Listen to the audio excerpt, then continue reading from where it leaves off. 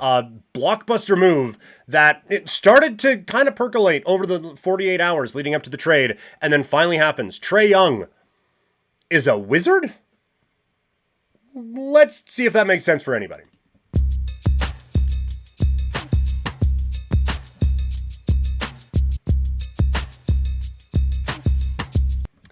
Trae Young is now a Washington Wizard, or as Conrad in the Twitch chat has put it, not a Raptor, which is all I needed. I made it very clear in the last stream that we did, the last basketball video that I did. I'm not a Trae Young guy. I don't think he makes anyone around him better. I think so much of the offense has to run through him. He is a liability defensively. He is not a guy I would be willing to build around. The Washington Wizards were at least saying, well, let's take a shot as they make the move.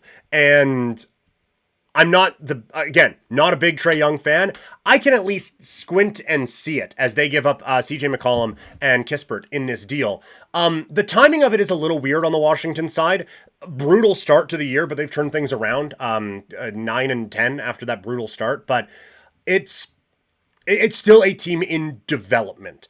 And so like with that, I can see why you at least take a shot. If the best version of Trae Young you don't have on the roster. Like it's cool that you're getting some development from Coulibaly and Sarr and George, and you're starting to get something going there a little bit, but none of those guys can be what Trae Young, the best version of him, can be. The problem is a lot of them are better than the worst version of Trae Young, and I think they benefit more from having a veteran like McCollum around than a guy like Trae Young on that team. That being said, again, this league will always go after superstars, and while I like McCollum and Kispert's fine, it's not that much to give up. To bring in a player that could reach those potentials and not have to give up any draft capital, or as we'll talk about here, like a couple of guys who will be rotation players for the Hawks, but nothing too major.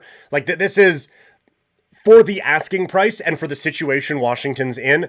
I don't think it's that awful of a gamble, even though I am so far out on Trae Young. The big thing is, obviously, do not let him get in the way of Coulibaly, Sarr, and George. Young is obviously going to be the piece that everything is kind of around. I don't know if any of those guys are really, well, we need the ball, 25% usage rate or anything like that, but I am so far out on this guy that I do worry about it a little bit. I can just kind of see it from a Washington standpoint, even though I'm not the biggest fan of having that guy around some important young pieces that I'm trying to build around in Washington. But like, if it doesn't go well, like it wasn't going well anyway. So these are the types of gambles that I don't mind lesser than teams taking instead of, well, let's just try to tank and get the next one in the draft or anything like that. Like if this doesn't work, they were probably going to get a decent draft pick anyway. So just roll with it, I guess.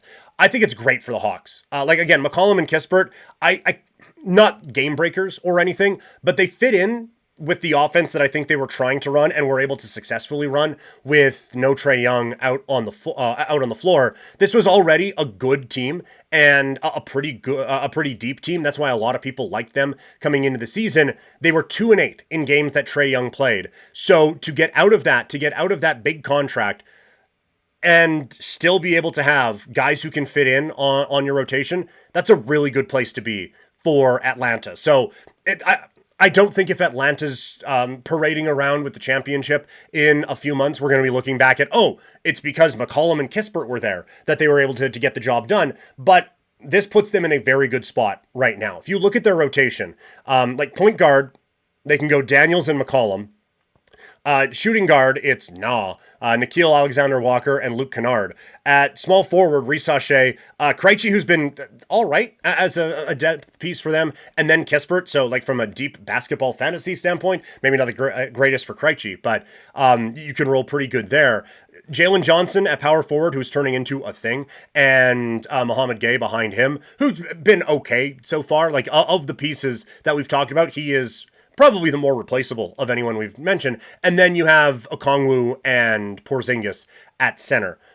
I like Okongwu a lot. Porzingis, your mileage may vary when he is healthy, one of the more talented big men that you have. But that's a really solid, like, 10-man rotation that Atlanta can roll with right now. Yes, with Tingus Pingus out there, Conrad. And apparently they're in on Anthony Davis.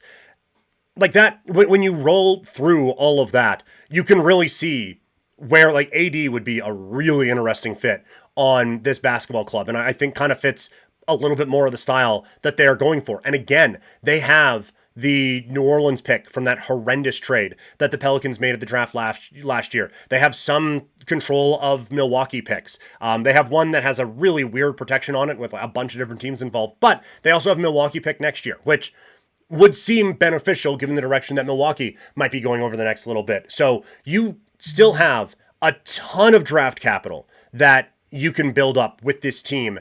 And you have a couple of interesting pieces that you can trade and still not mess with your core. So Atlanta, they're able to get out from what was obviously a problem and a bad fit. And now it feels like they are in one of the best spots, certainly in the Eastern Conference. Like no one is touching the situation that the Rockets have, or that the Thunder have, or even the Rockets have, or San Antonio, or any of them. But when you look out east and you see the talent that they have, the depth that they have, where they can go, like the crooked picture back there with Kawhi Leonard, and that Raptors team where it was just, hey, we're just not going to play bad players for 48 minutes. And eventually you're going to have a bench player out there that we can take advantage of. They can do that really effectively, and now they can still add some star power there. Atlanta's in a very, very good spot at this particular time. And 100% right, Conrad, in the Twitch chat. Little bit of addition by subtraction happening with that Atlanta Hawks team. So they're in a really, really good spot. And a lot of the optimism they had coming into the season is only going to build coming off of this trade. And Washington, it's at least well, let's see. And I think a shot worth taking for the Wizards, even if it's not necessarily one that I would have taken. Am I completely out to lunch? Are the Hawks now screwed?